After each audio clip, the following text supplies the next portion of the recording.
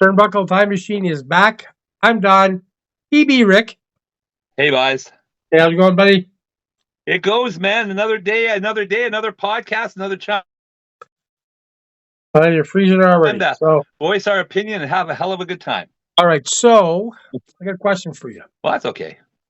What would you say if I told you Get that the that. biggest fight right now in WWE is not in the ring? As it is right now, all of the wrestlers are being, let's say, pushed to renegotiate their deals while the executives are cashing checks so big that it would make the superstars' checks look like pocket change. This is no longer about business. This is 100% greed. Well, I have a lot to say about this, Donnie, and I'll start what I have to say right after this. Turnbuckle Time Machine. Every clip's a backroom dream. From the past to the live stream blow. We rewind and we steal the show. Turnbuckle Time Machine. Every pop, every chant, every scream. Hit subscribe, let it run, let it roll. Where the legends never get old. Well, you know what, Donnie? Greed is absolutely the reason why. I was looking at the stats today with the big wigs over there at TKO, and the percentage of increases from 2024 to 2025 is something else. Poor Ari Emanuel was only making $18 million in 2024, and I guess he didn't figure that was good enough because he went and made $67 million in 2025, a 272% increase. Mark Shapiro, you can say what you want about him. He wasn't as greedy. He went only from 32 million up to 43 million, which is only 33%. The president, Nick Khan, was making a meager $6 million. So he figured out, what the heck, let's give myself a 304% increase and go to 24 million. And then you got the CFO, Andrew Scheiner. He decided to started off at 8 million. He only went up to 23 million, which was only 198%. But in the same breath, they have to let go of 20 different wrestlers and ask the wrestlers, like you were saying, to take up to a 50% pay cut with contracts that, well, we'll talk about it in the case of the New Day. We're only signed last year. Yeah. What is wrong with this picture when between all the four I just mentioned gave themselves an average of 97 million, including bonuses, but they can't afford to keep these wrestlers or pay them what they promised them when they signed their contracts? Yeah, I think you hit the nail on the head, Donnie, when you said it's absolute greed and nothing else but greed. All right. Well, let's clarify something here first. Your numbers are correct because I looked up the same numbers, but I'll do my homework, man. Yes, but I think it's important that we explain this to the people, that this is a combination of base salary and bonuses, cash bonus, and stock awards. Okay, so for example, Shapiro earns $4 million. He got $12.5 million in bonus, and he got $25.85 million in stock. You know what? Stock's like cash. It's the same thing. It's the same thing. You forgot to mention Triple H, and this was kind of I did. This was kind of funky about this one because these other guys you can get exact numbers. Yeah. Triple H, the only thing I could find was between 5 and 12 million. Like that's quite a gap. I couldn't even find that. I kept reading up 2 million, 2.5 million. Yeah, but I know he was making more than that. I understand that TKO is still in debt from when they purchased WWE. In fact, they're still about $3.73 billion in debt. I understand that. What, you trying to pay it off in a week? It takes time. But if you look at your profits from WWE and UFC last year, 2025, you made over $4 billion profit. Yeah. Okay, so you are paying it off. And I find the fact that you sign a contract, let's say to Rusev, and Mm-hmm. you sign him a 5-year deal. Okay, I'm going to pay you X amount every single year. Then you decide, you know what? We can't make a proper storyline for him. He's not doing his thing. We're going to dump him. So he doesn't get the cash for the rest of his contract. And he's also told you can't fight anywhere else for 90 days. 90 Now, the days, last that time, clause they have. now, the last time I heard, a contract was a legal binding document. And It was I always in my know, estimate, yeah. and I know in the beginning, as far as I'm concerned, it got messed around with in the NFL when you had, let's say you have a wide receiver. Mm-hmm. And let's say he says he signs 3-year deal for $100 million. Then another wide receiver, maybe equal to this guy, or maybe not quite as good, signs a 3-year deal for $110 million. Mm-hmm. Then this son of a bitch sits out. Oh, okay, I'm not going to play. I'm not going to play until you renegotiate my contract. But you signed a contract, and you know that you're the starting point. So any other Mm-hmm. people are going to sign are going to get more than you. So how about this? Don't be the first to sign, Mm-hmm. or keep your word. And I'm Yeah. saying the same thing for WWE.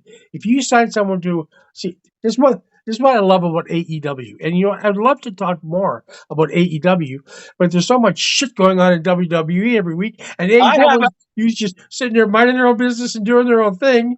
and doing So, their own thing, and I know what you're going to talk about, and I was actually going to bring that up, but I'm glad you are going to, because you've been a fan of a loyal AEW supporter longer than I have. I'm starting to get there.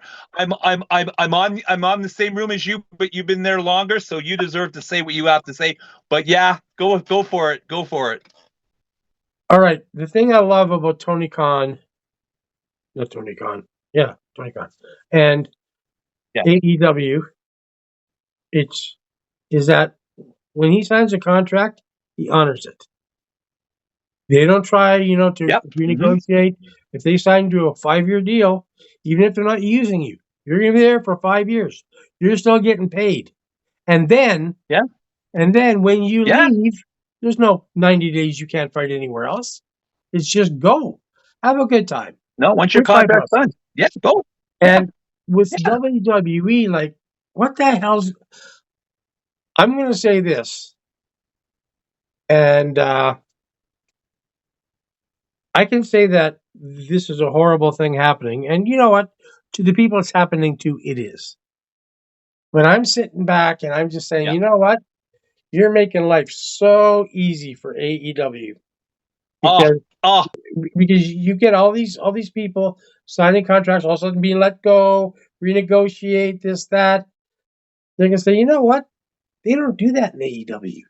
Maybe I'll just go Yeah. there. One thing I love about Tony Khan that I got a lot of respect for, Donnie, is that when he signs you to a contract, he'll pay you. Even if something happens, he doesn't have a storyline for you and tells you to go home for a bit, heal up, get better, whatever.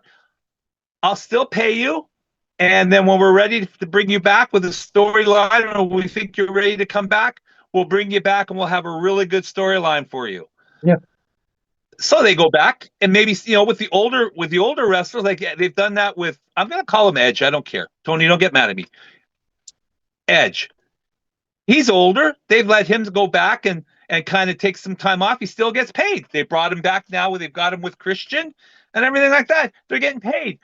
Going back to WWE, I'm sure you're aware of this. Last year, the New Day signed a new contract worth 7 figures, and in the next year this year they're asking to take a 50% pay cut. I don't blame him for saying "fuck you." Yeah. Because you know what? It's not that they're bad. They just, again, creative has just done nothing with them. When they did a heel turn, that was a great opportunity to send the New Day. Well, actually, bring the New Day back to where they were when they first started. Because when they first started, they were a bit of heels. Yep. Give them a bit of a heel run, but something decent. They started them off, and then they stalled on them. Yeah. And then Xavier got hurt, and then they tried bringing in Grayson Waller. Well, that was the end of them right there. Yeah. And it's a shame because they're still talented wrestlers. Everybody thought they were going to be WWE lifers like The Miz and all them, and were shocked when they were let go and upset. That's not how you treat your guys who have given their body and blood to you. No. And it comes back to TKO being greedy and wanting to make all their money back at any cost, and even if it means the wrestlers who've broken bones and bruised themselves up and did the traveling, anything to make the money. I think it's a sad state of affairs. And I have to say this one thing, and then I'm going to give it to you to have a long run because it's something I was thinking about. You know what? If it keeps going, WWE is eventually going to die. They're going to finally give up on him, and it's going to die. And you know what? And it will never happen. And I know it's out of date. But you know when wrestling was good? Back in the territory days, when there was territories all over Detroit, St. Louis, Portland, Memphis, Texas, all these places, and they allowed wrestlers to go. So if the Sheik was in Detroit, which he ran and booked, if they wanted him to go to Portland, let's have a feud with whoever was over the big one over in Portland, they let him go. Yeah. Flair went everywhere. He went to Portland. He went to Texas. He went to Memphis. He went to St. Louis. He went to Detroit. You were saying regarding Calgary, Archie the Stomper Goldie. Every time there was a big guy there that was causing a lot of trouble, you told me they used to bring Archie the Goldie Stomper in. He kicked the shit out of him and then he'd leave. And then he'd leave. But we talk about that still, so that tells you that the wrestling was really good back then when you had territories. Do you remember Maple Leaf Gardens when you used to be able to see NWA champion Bob Backlund was there too, representing the WWE? Yeah, I know, but you know what? That's kind of a different video now. Now we're straying off the top. I know. I'm sorry. I just had to say that because wrestling was better back then. I'm sorry. I'm very passionate about wrestling. And I'm very passionate, like I happen to with a lot of our subjects. I'm very passionate about this one because it's a shame to see what Vince built. It's a disgrace. Go down the toilet. That's it. That's all I have to say. I'm sorry. I got off topic. I'm sorry. This whole situation is beyond disgraceful, as far as I'm concerned. You don't treat people that way. Even though I was never a Kofi Kingston fan, the guy was there for 18 years, and And the thing that I've heard too is that now, heard this say, and they're not naming names, but there was another, not top guy, but upper guy. Yeah. Who they asked to take a 50% pay cut, and he did. Now, they're not saying who it is, but I'm speculating. I know. I'm speculating it's one of two people. I think it's either Rusev or Ray Phoenix. That's who I'm thinking. Okay. Because they were saying he wasn't really a high card. He was like mostly a mid or just below mid carder. Yeah. Well, no, he was above mid carder, but kind of in between, right? Okay. So, but either way, like, why don't these guys take the pay cuts? Or say, here's a thought. Say, why don't we give you a pay cut and replace that with stock? Everybody happy.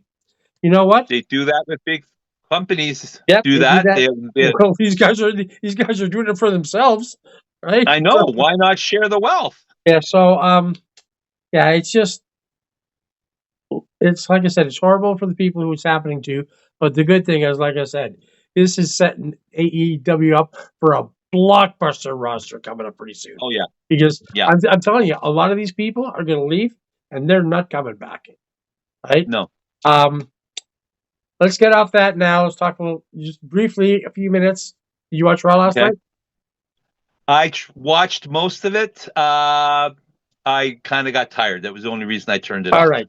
I watched the whole thing. It was actually a pretty good show last night, I got to say. From what I saw, what I missed and I saw in the highlights, it was.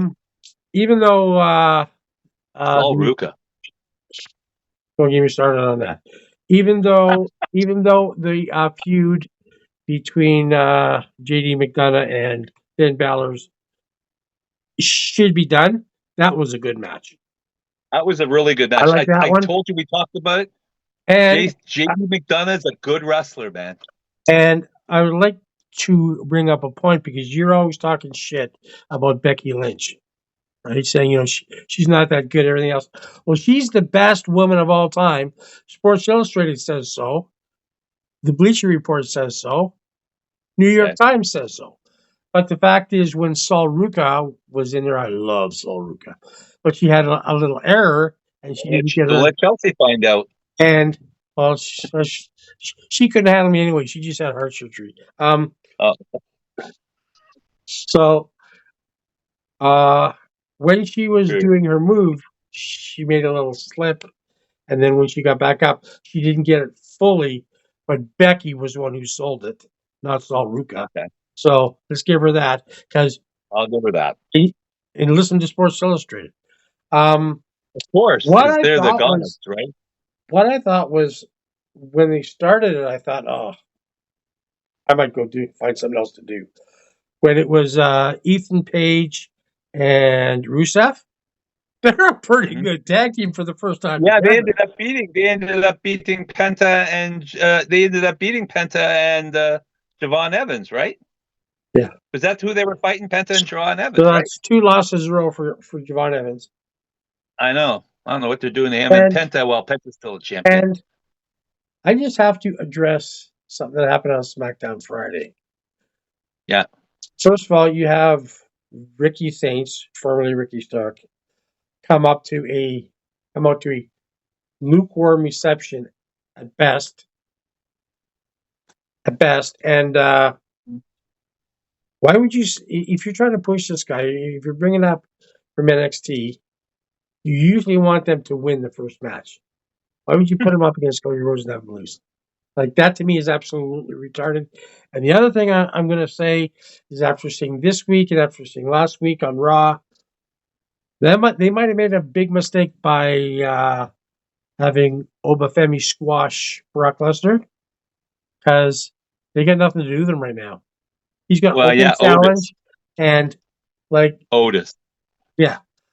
And he's going to win every time, and he's probably going to do that until the King of the Ring, I would think. But the fact is, when you squash Brock Lesnar, who's going to beat you?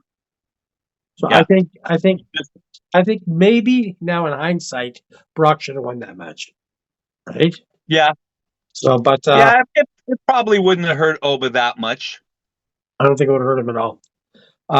Well, it would have hurt him in the beginning, but then it would have made sense, because then you could have him build and take on these other guys and then go, okay, now he's unbeatable, right? Well, when you've slayed the beast, what else is there really to do unless you're going to go up against him? Unless you're going to go up against Roman or, say, Braun Breaker or somebody, or when what's his name comes back, Bronson Reed. Yeah, well, even if that match was a 10 or 15-minute match, right? Then you could have something to chew on. But when it's a 5-minute match and it's a squash match, and it's like, now who has a chance against this guy? Nobody. The one thing you got to admit, though, Obafemi is one strong son of a bitch. Oh, what did you do with Otis last night? Yeah. Otis? 300 pounds? 307 pounds, and he threw him like nothing. Yeah. He was getting smart picking him up too, eh? Take him over there. I thought I said, whoa, very well played, Oba. Yeah. Very well. But then when he picked him up, he carried him for a while and then dropped him really hard. Yeah. Overall, from what I saw, Raw was actually, I didn't leave Raw this time because I got fed up. I left Raw because I was tired and I had to get up at 4:20 this morning. So yeah, that's the only reason I left. Yeah. But the only match I had a problem with, and they were even saying with these El Grande Americano, is translating in Mexico. It's not translating up here. So stop having them bite up here. No. Because that was the only match over there. That was a no-go. So, okay, we've talked about the greed. We've given the stats. Not much else we can do about that. We've done a couple of recaps. Yeah. All I know is coming up on Backlash. There's rumors that Kyrie Sane's going to be back for that. I was going to say that they're going to bring her back, whether it's a one-time thing or not. They're not really saying. Yeah. The kind of story. And apparently, John Cena's got a historical announcement. Now, historically, when WWE says that, the announcements are nothing. So No. I'd be interested. They're hype. And I don't know, is he host or something? Because when he was Not host, again, he hosted. because when he was host of WrestleMania, for the 2 nights he was on screen for maybe 8 minutes, and thank you for that, Jonna, because I wouldn't want to see any more than that, because that was useless. No. And how much were... Okay, let me ask you this. They're asking these guys to take all these fucking pay cuts. What did they pay John Cena for 8 minutes? Yeah, exactly. Right? Yeah. Or Speed. Or Yeah. Or a jelly roll. Jelly roll. I was about to say jelly bean. Yeah, jelly roll. Like he's and he's got to get big money. Little Yachts probably made a little. You know what? I don't want to hear that guy's name again. Well, okay? Hey, I finally got it right. You should be happy about that. I didn't call him Yahtzee. Well, guess what? I'm happy that you got it right. I don't want to hear it again. That guy's a clown. Fuck, I was late to the ball. Sorry about that. That guy is a waste of space on that show when you could be doing something with somebody else. Why do you have that guy? And one more question, and we're gonna wrap it up. Where the hell is LA Knight? Again, they're fucking him around. I don't know. They got a guy who's over with the fans. The fans absolutely love him, and they refuse to push him. They looked like they were going to get something going with Gunther, and then because he mouthed off the Gunther, nothing ever came of that. I don't think that they're refusing to push him. I think they're pushing him right out the door. Yeah. And hey, listen, what would be wrong if he went over and Tony Khan picked him up? See, this is the problem. This is where things get messed up. Okay? Because if WWE wants to cut you and end your contract, no problem. If you want to get out of your contract, no. That's a problem for you. Right? Yeah. So, like, dude, it's got to be the same way. It's even Steven here. If you can do this, I can do this. If you can't do this, I can't do this. Why do you think Jesse Ventura back in the day, how he alienated himself with WWE? He said he wanted to get a union going. Yeah, well, and the other thing I was going to say quickly is that not too long ago in the olden days, and not the very olden days, but recent olden days, when you signed... old enough, you don't have to do that. Go ahead. When you signed a contract with WWE, you could demand a no-cut clause, right? Mm-hmm. Well, now they don't have that anymore, but what they do is they'll say, when you sign a contract, verbally, we're not going to cut you. Mm-hmm. It's not in the contract. It doesn't mean shit. Doesn't mean shit. Well, I don't remember saying that. I don't even think I was in the room when that happened. Are you sure? That's right. I think I was in another territory or something. I was in another area. Back to the territories. Oh my God. We'll do one on the territories later. Okay. Can we please? Can we please have a thing on the territories? We'll get to the territories. Please, Donnie. Can we have a show? Because I know the folks out there would love a show about the territories. So I got a feeling you're going to push that. Okay. I really am. I love the territories. But anyways, go ahead, Donnie. I won't mention that name anymore. That would be a good topic later on. Okay. Yeah. Okay. I'm stopped. All right. We be done. Richard. Okay. We be done. As usual, thanks for stopping by. It's always my pleasure. Like I've always said, to share air with you, even though it's long distance there. Air is good with you, and I've always enjoyed our time together, Donnie. Yes. Don't forget to subscribe, hit that bell, like, share, comment. What I'm going to do, I'm going to help you out here. I'm going to start and put a comment in there, and you can answer that one. I don't know how much easier. Yeah, that sounds like a good idea. I don't know. Yeah, like Donnie's good at getting the ball rolling. So all right. Thanks for coming by. We're done. Later, Rick. Later, Donnie. Bye. Bottles in the smoke, 4 fingers in the air. That's the code, style and row. Limousine, riding with the horsemen on the screen. Turnbuckle time machine, every clip's a backroom dream.